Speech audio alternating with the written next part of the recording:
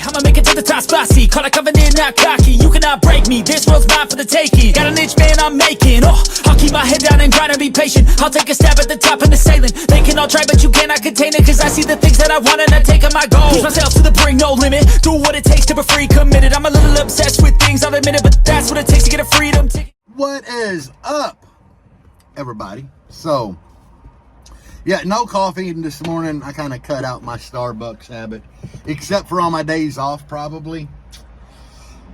Just because I've been hitting the gym hot and heavy. Today is a no gym day. I done went 4 days this week. So, but anyway, I figured I'd stop and just film a couple demo videos. Still love it. Still love it. I'm gonna roll this window up. It's a little noisy out there. All right, so what the hell are we going to talk about today? I know what we're going to talk about because this is something I've been seeing over. Oh, hold on, I'm a bad old bear. Oh, that just sounded terrible because bear. Yeah, that's a term. Anyway, my hair. Okay, beard looking good. Yeah. People talking about underpowering subwoofers is bad for a subwoofer. What? Underpowering a subwoofer is bad for a subwoofer. Let me think about that. Would you guys rather be underpowered or overpowered? Yeah.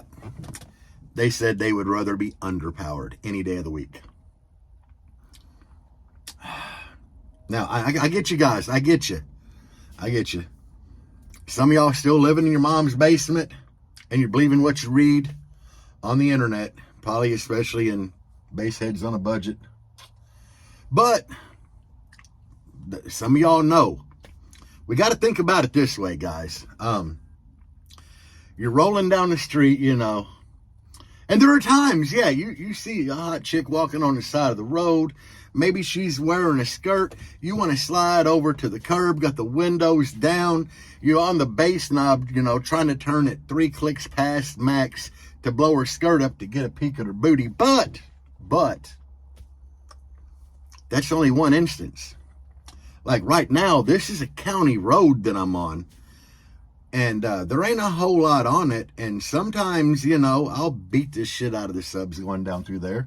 And then other times it's early in the morning. I'm still half asleep. Got that crusties in the corner of my eyes that I haven't wiped out yet.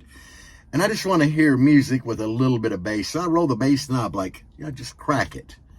So what you're telling me is when I do that, or when we all do that, and the subs are just barely playing for, you know, some rear fill for the mids, that we're underpowering the subwoofers and they're gonna blow. What? I don't see it, guys. I never see, and I can't foresee an instance where you're gonna damage a subwoofer by underpowering it. And believe it or not, I've seen this. I've seen plenty of posts talking about underpowering your subwoofer. And every time I see it, I kind of do this. I'm like, what the hell? You know, who comes up with this? I mean, who? Because by that theory, we should have the subwoofers close to their, you know, their RMS rating every time we turn it on.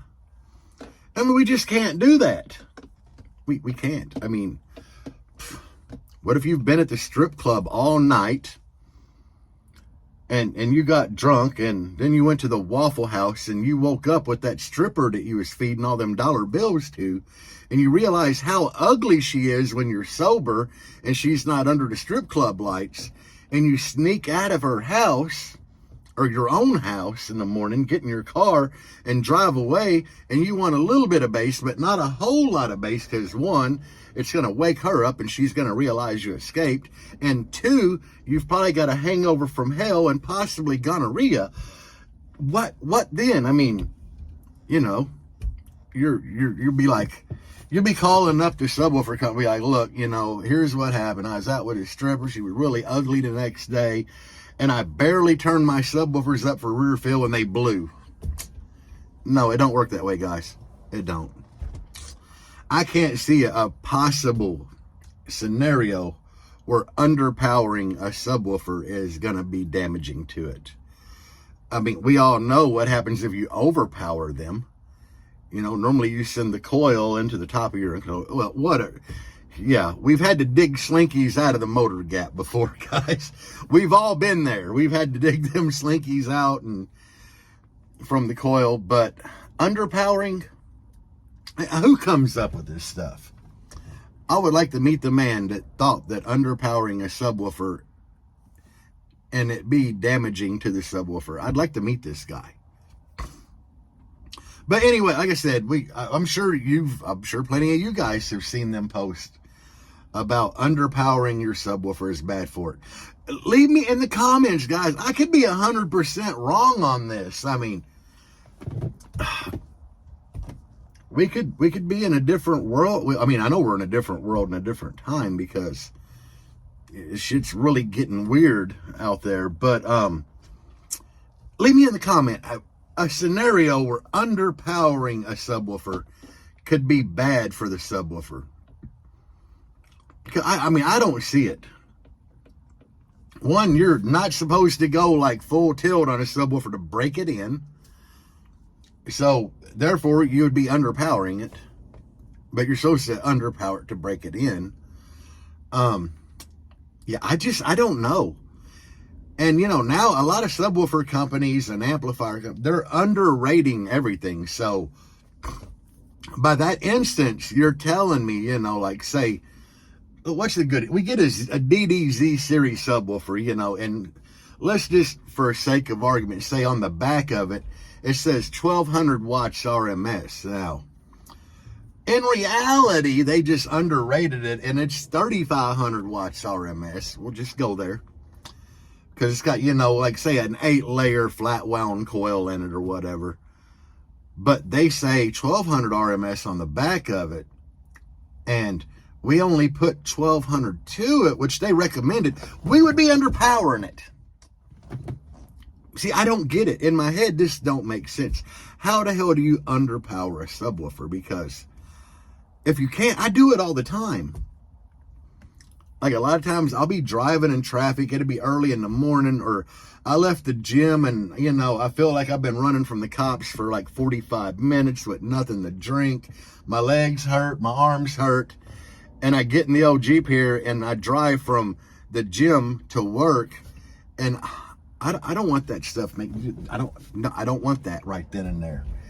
I want some easy listening. So, you know, I'll put on a good song and I'll just barely roll the bass knob up for that rear fill bass, you know. Since I don't get a whole lot of mid bass from my doors, I just want it to sound good. And I didn't know that at that point I'm underpowering my subwoofers and I could blow them. Anyway, guys, leave me some comments down there. What you feel about this myth. I'm going to call it a myth because I think I've just gave plenty of scenarios that debunk it, but I want to know what you've heard or whatever. And hell, give the video a thumbs up if I've made you laugh or think this morning. I don't know, man.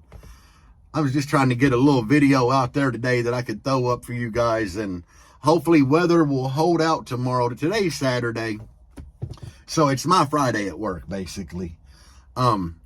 And hopefully tomorrow the weather will hold out. It's supposed to rain like hell today and be really nice tomorrow. It's already like in the 70s today, so the weather's beautiful.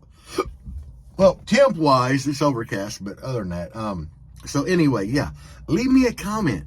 Tell me I'm full of crap if you think I'm full of crap. I want to know. I want to know what's going on with underpowering subwoofers.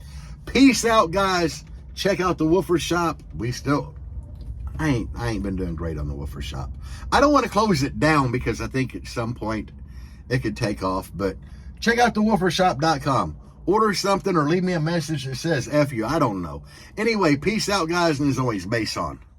Even when you feel low, you can still go. Even when you feel slow, you can still go. Even when there's no hope, you can still go. I never answer to no, man, I still go. Go, go.